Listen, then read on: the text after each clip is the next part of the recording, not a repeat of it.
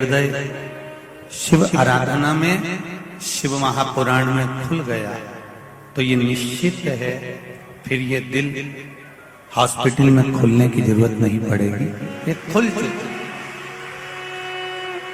इस हृदय को परमात्मा की शरणागति में, परमात्मा के चरणों में जो एक बार लगा देता है, एक बार रमा देता है, फिर इसको भटकना नहीं पड़ता।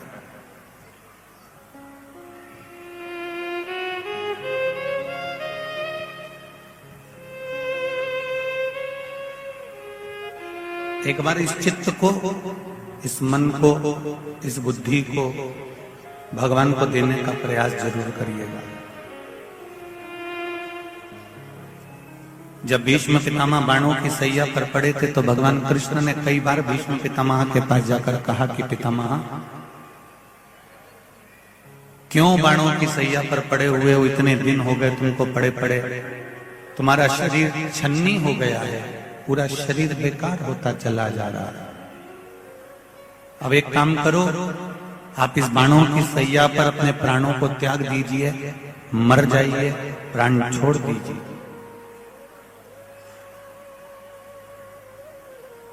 पितामह कहते हैं कि कन्हैया प्राण को मैं आज छोड़ दूं, अभी छोड़ दूं, प्राण छोड़ने की मना नहीं है, पर दिक्कत केवल एक है।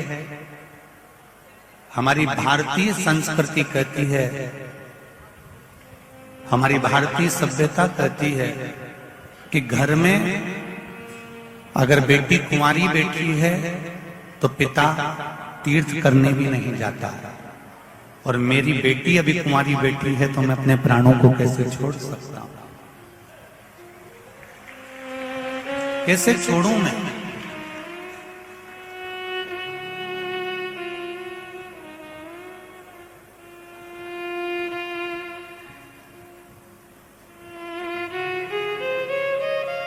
कितना सुंदर कहा भीष्म पितामह ने, सुनो कृष्ण,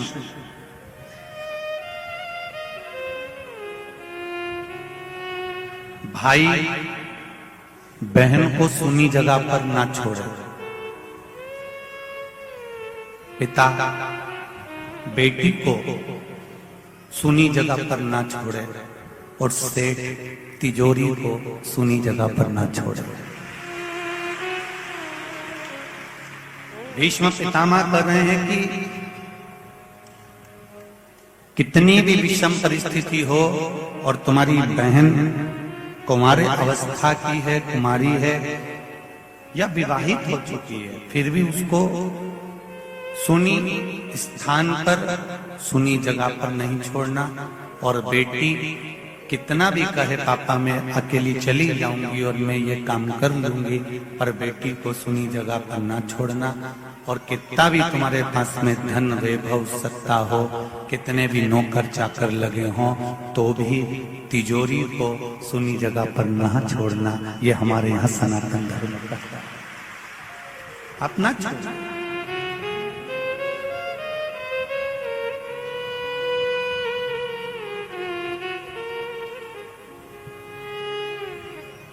बहन की रक्षा करना भाई का कर्तव्य है, बेटी का कन्यादान।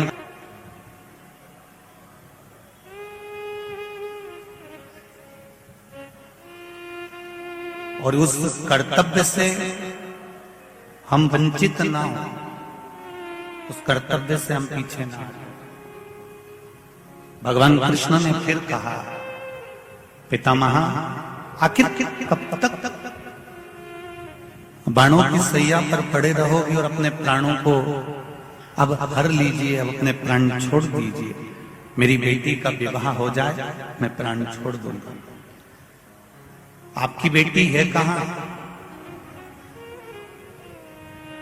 पूरी हस्तिनापुर में बात फैल गई कि भीष्म पितामह की भी कोई लड़की है और भीष्म पितामह की भी जरूर शादी हुई है, भले ने गुप्त रूप से शादी करी होगी, पर शादी हुई है।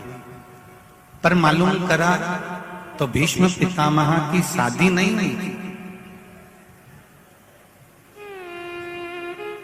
अर्जुन से जाकर कहा कृष्ण भगवान ने कि अर्जुन, पितामह चाहते हैं कि बेटी का विवाह करूंगा, उसके बाद अपने प्राणों को त्यागूंगा। अर्जुन ने कहा ऐसा हो ही नहीं सकता, भीष्म पितामह की कोई लड़की है ही नहीं, कोई बेटी है, किससे विवाह करना चाहता है? तो भीष्म पितामह से जब भगवान कृष्ण ने पूछा था कि आप विवाह अपनी बेटी का किससे करना चाहते हो, तो पितामह ने कहा था मैं कृष्ण आपके साथ अपनी बेटी का विवाह करना चाहता हूं और किसी के साथ मैं बेटी नहीं ब्याहूंगा, केवल आपके साथ ब्याहूंगा।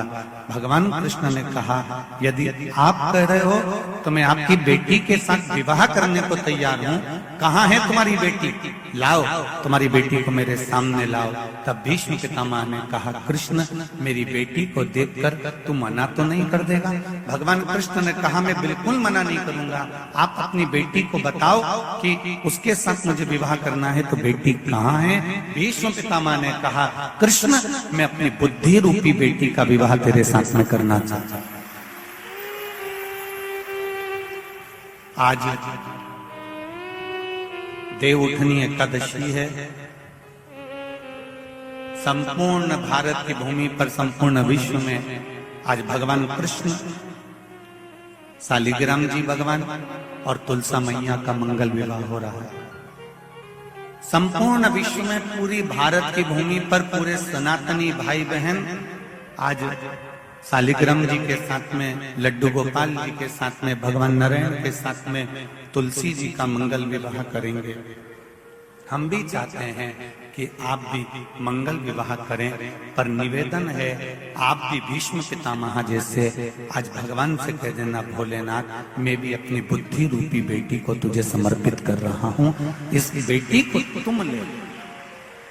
सबसे ज्यादा भटकने वाली है ये बुद्धि, ये चित्त, ये वृत्ति, ये भटकता रहता है।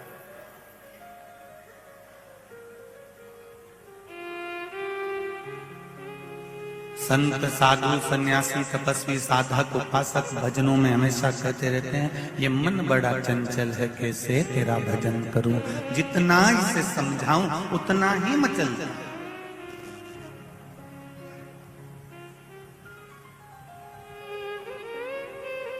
ये बुद्धि इतनी विचित्र है, ये बुद्धि, ये मन, ये चित्त इतना विचित्र है कि ये स्थिर रहता ही नहीं।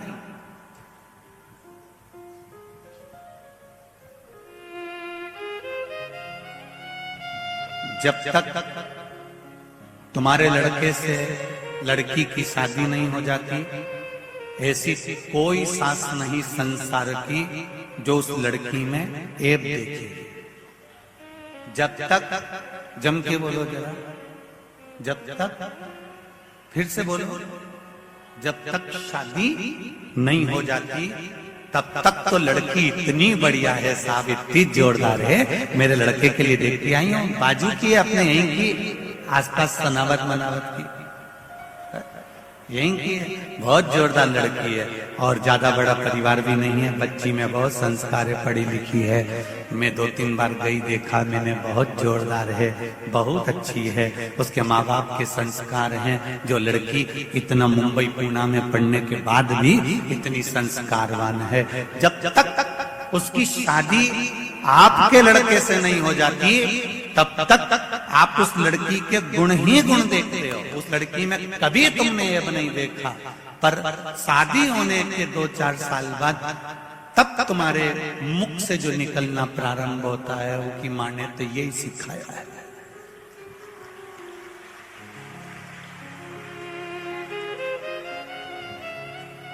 दो साल पहले तुम कौन थी? वही कमलाबाई थी ना जो गुण देख रही थी, और 2 साल बाद फिर अब गुण देखने लगी तो वही कमलाबाई है। कहीं की कमला बैठी हो तो बुरा मत मान दो, ये तो वही। 2 साल पहले तुमने जो गुण देखा अपने लड़के के लिए लड़की में, इतनी जोरदार, इतनी बढ़िया, इतनी बढ़िया, इतनी बढ़िया, सब कुछ अच्छा लगा। पर शादी के 2-3 साल बाद जब लड़की अपने पति के साथ रहने लगी, अलग रहने लगी, या फिर वो अब मुंबई पूना चली गई अपने पति के साथ, या फिर मायके में फोन पे बात कर रही है या चित्र कर रही है, तो फिर आपको बुरा क्यों लग रहा है?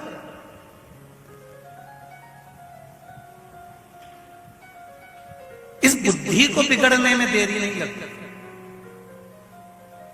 सुन लो री भीकन गांव वाली, जी जी जी, ये बुद्धि कभी भी बिगड़ सकती है। अच्छाई देखेगी तो लोगों में इतना अच्छा देख लेगी, इतना अच्छा देख लेगी, इतना अच्छा देख लेगी, और जब बुराई देखेगी तो इतना बुरा देख लेगी, इतना बुरा देख लेगी कि उसका मुंडा देखना ही पसंद नहीं करेगी। अब मैं उसका मुंडा ही नहीं देखूंगी। और इससे पहले तो कह रही थी मुंडा दिखाई होगी, मुंह दिखाई हुई, और उनमें सबसे पहले हाथ की चूड़ी तू नहीं दी कमला, तू नहीं, और अब के मुंडा ही नहीं दी।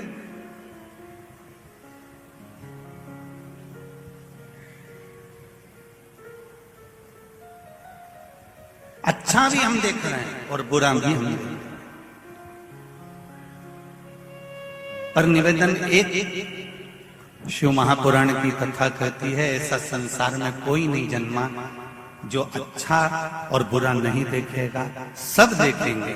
पर निवेदन है अच्छा देखो, और अच्छा देखने के बाद में जब तुमको बुरा उसमें नजर आने लगे तब उसमें एक विचार करना कि बुराई उसमें नहीं है, बुराई हमारे नेत्रों में आ गई है, ये मन में आ गई है। इसलिए दुनिया की कोई सास बुरी नहीं होती और दुनिया की कोई बहू बुरी नहीं होती। आज शिव महापुराण की एक लाइन अपने पास संजो कर रख लेना, ना सास बुरी है ना बहू बुरी है। तुमने जो पूर्व में कर्म करा है वो कर्म का भोग तुम्हें अब भोगना पड़ेगा। तुमने पूर्व में अगर गौ माता को रोटी दी है, खूब सहलाया है, अच्छे से उसके साथ में व्यवहार करा है, खूब अच्छे से व्यवहार करा है, तो वो गौ माता तुम्हारे यहाँ बहू बनकर आती है और तुमको मरते दम तक रोटी देती है, मरते दम तक तुम्हारी सेवा करती है। और तुम्हारे दरवाजे पर गाय आई थी, और गाय आने के बाद तुमने एक बार रोटी देने के बाद दूसरी बार कह दिया गाय को दे, बार बार बार बार बार बार।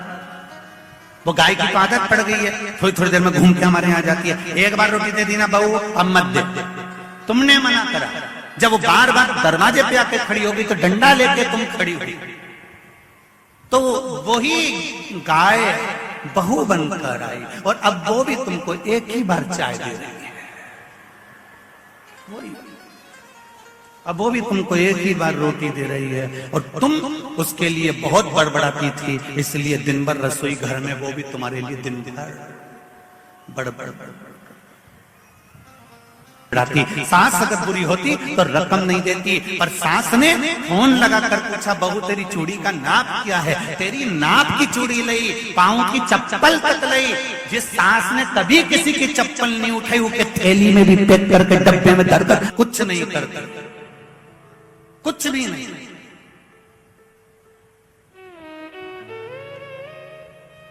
सास बुरी नहीं है, और सासुओं से निवेदन है बहू भी बुरी नहीं है। अगर बहू बुरी होती ना तो ये भेरू से शादी नहीं करती।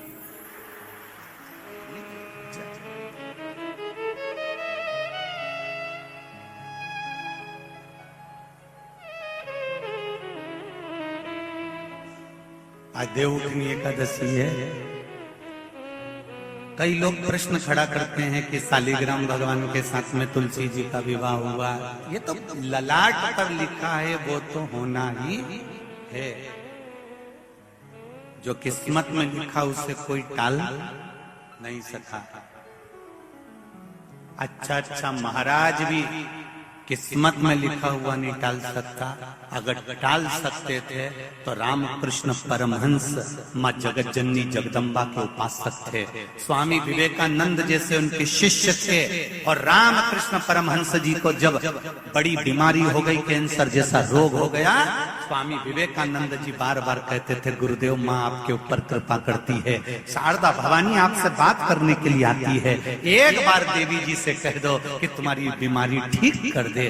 पर रामकृष्ण परमहंस ने कहा, सुन रे स्वामी विवेकानंद, ये तो पूर्व के कर्म का भोग है जो मनुष्य को भोगना है। चाहे मैं कितना बड़ा गुरु क्यों ना बन जाऊं, चाहे मैं संत क्यों ना बन जाऊं, चाहे मैं साधु क्यों ना बन जाऊं, चाहे मैं तपस्वी साधक क्यों ना बन जाऊं, पर भोगना तो पड़ेगा। जब मेरे राम जी को पृथ्वी पर आकर भोगना पड़ सकता है, एक जरा सा बाली को छुप कर मारा तो कृष्ण अवतार में छुपकर बाण उनको लगा। सीता जी ने एक चिड़िया को कैद में रखा, माता जानकी को रावण की कैद में रहना पड़ा।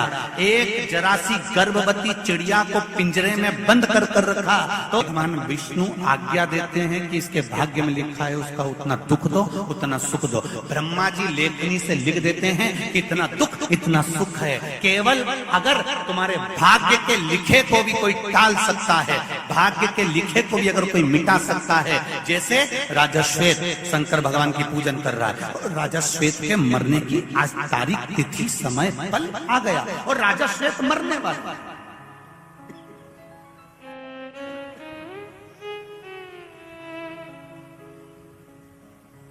राजा श्वेत के प्राण छूटने वाले, यमदूत आ गए बंदी बनाने के लिए। शंकर भगवान ने कार्तिकेय जी को भेज दिया, यमदूतों को भगा दिया। यमराज मर गया, मृत्यु देवी मर गई, सूर्य नारायण भगवान रोने लगे। भगवान विष्णु ने पूछा क्या हुआ, मेरे बेटे यमराज को मार दिया शंकर भगवान। मृत्यु देवी को मार दिया मेरी पोती को शंकर भगवान। भगवान विष्णु ने शिव जी से पूछा कि हमने लेखनी में इसकी मौत लिख दी थी, ब्रह्मा जी ने अपनी कलम से लिख दी थी, तो फिर इसको मरने क्यों नहीं दिया। शंकर भगवान बोले, ये मेरे मंदिर में बैठा था, मेरे मंदिर में बैठा था, इसलिए इसको मरने नहीं दिया। पर हमने अपनी कलम से लिखा है इसकी मौत को, ब्रह्मा जी ने अपनी कलम से लिखा है अपनी इसकी मौत को। शंकर भगवान बोले, तुम कितना भी किसी का भाग्य लिख दो और किसी के ललाट पे कुछ भी लिख दो, अगर कोई मेरे पास आया है तो मैं ललाट मलाट पे लिखा हुआ मानता नहीं हूं, मुझे पलटना है तो पलटना है, चल कुछ कुछ जा।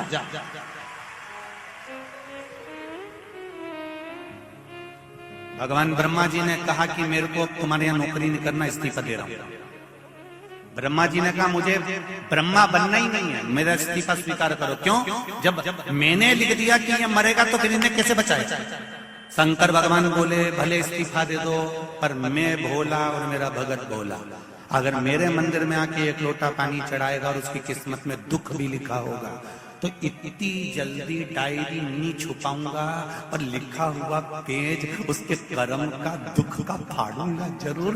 2-4 महीने आने तो दे, निपटा पर निपटाऊंगा जरूर। ब्रह्मा जी ये तुम मत सोचना कि मैं पलटूंगा नहीं, कोई 33 कोटि देवी देवता अपनी बात पर भले टिके रहना, शंकर भगवान कहे मैं अपनी बात पर नहीं टिका। मेरे सम्मुख में अगर कोई आया और दिल से आया, एक लोटा जल चढ़ाया, तुम कथा को देख लिए, शिव महापुराण को उठाकर देख लीजिए, गीता प्रेस गोरखपुर की शिव पुराण को उठाकर पढ़िए, उसमें लिखा है एक चोर शंकर जी के मंदिर में चोरी करने के लिए गया और शंकर भगवान के मंदिर में अपना कपड़ा उतार कर दिए में आग लगाकर त्रिशूल में लपेट कर उजाला कर चोरी का सामान देख रहा था। शिव जी ने कह दिया, चल मैं तुझे कुबेर बनाता हूं। चोटे को कुबेर बना दिया, चोर को कुबेर। इंद्र वो कुबेर अपनी कुर्सी से नीचे उतरकर भगवान विष्णु के पास जाकर बोले कि मुझे अपनी कुर्सी से चोर ने उतार दिया। क्यों? वो चोर को शंकर भगवान ने कुबेर बना दिया। तो कुबेर शंकर जी के पास आए, प्रभु मुझे कुर्सी पे से क्यों उठाया। शंकर भगवान बोले, मेरे मंदिर में उसने दिया जलाया, तो कोई तुम्हारे मंदिर में दिया जलाएगा तो उसको कुबेर बना दोगे। शंकर भगवान बोले, मैं तो भोला, मेरा भगत भी भोला।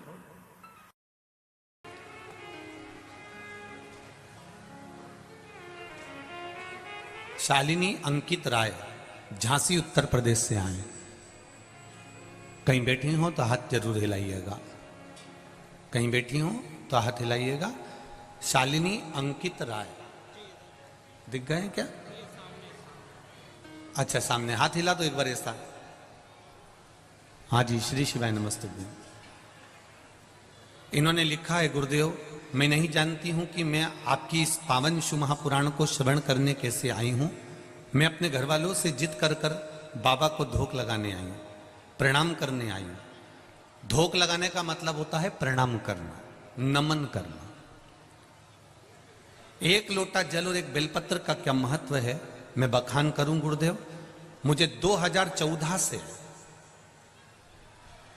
अभी कौन सा साल चल रहा है, 22, 2014 से रजोधर्म की समस्या थी। डॉक्टर ने बोल दिया था कि आपको जिंदगी भर गोलियां खाना पड़ेगी, यह दवाई आपकी जीवन भर बंद नहीं हो सकती। बाबा की कृपा देखिए गुरुदेव, आचमन का जल लेना प्रारंभ करा, शिव जी पे चढ़ा हुआ और बेलपत्र खाना चालू करा, मेरी दवाई छूट गई और मैं अब पूर्ण तरह से ठीक हूं। यह गुरु जी कृपा है शिव जी की, बाबा की कृपा। फिर देखिए गुरुदेव, मेरे बाबा ने कृपा क्या करी, जब दवाई गोली बंद हो गई तब दूसरे डॉक्टर को दिखाने के लिए गए तो मालूम पड़ा कि मेरे पेट में 22 mm की गांठ बताई थी। अब विचार करा कि बाबा तूने रजोधर्म से तो मुझे अच्छा कर दिया, पर मेरे पेट में 22 mm की गठान है, कुछ भी करो इसको सही कर दो। 3 माह पहले मेदांता में जाकर हमने इस गठान को दिखाया तो अल्ट्रासाउंड में वो गांठ आई है और उसको ऑपरेशन का डॉक्टर बोले। गुरुदेव मन नहीं माना और बेलपत्र को फिर चढ़ाना प्रारंभ करा। शिव जी को बेलपत्र चढ़ाती, रोज उठा कर लाती और खाना प्रारंभ करा। जल शिव जी को चढ़ाती, आचमन करना प्रारंभ करा। गुरुदेव 22 mm की जो गांठ थी, दूसरी बार मेदांता हॉस्पिटल में फिर दिखाने के लिए गई तो वो गांठ गल चुकी थी। बाबा की कृपा देखी, जो 22 mm की गांठ थी वो भी गल गई थी। ये शिव तत्व है। बैठिए बहन, श्री शिवाय नमस्तुभ्यम। शिव पुराण कहती है, ये तो दुनिया के लोगों ने शिव पुराण को नीचे दबा कर रख दिया था, क्योंकि इसमें वो उपाय हैं, वो चीजें हैं जिसको हम निकाल कर अपनी जिंदगी को सुख से जी सकते हैं, खुशियों से जी सकते हैं। इस शिव महापुराण के कारण ना जाने कितनों के तो धंधे चौपट हो गए होंगे, क्योंकि सारी समस्या का हल एक लोटा जल। उसके पास में खुद डॉक्टर उसके पास में है कि मैं एक लोटा जल चढ़ाऊंगी, एक बेलपत्र चढ़ाऊंगी, उसको खाऊंगी और मेरा शरीर ठीक हो जाएगा। ये उसका विश्वास कहता है, ये उसका भरोसा कहता है।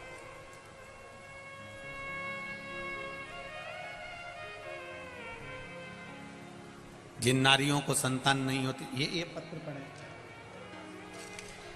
बच्चे का फोटो लगाया है, निधि पांडे, 4 साल से संतान नहीं थी। कहीं बैठी हो निधि जी पांडे, कल्याणपुर से हैं। जहां कहीं बैठी हो निधि जी, दोनों हाथ हिलाइएगा एक बार। 4 साल से संतान नहीं हो रही थी गुरुदेव।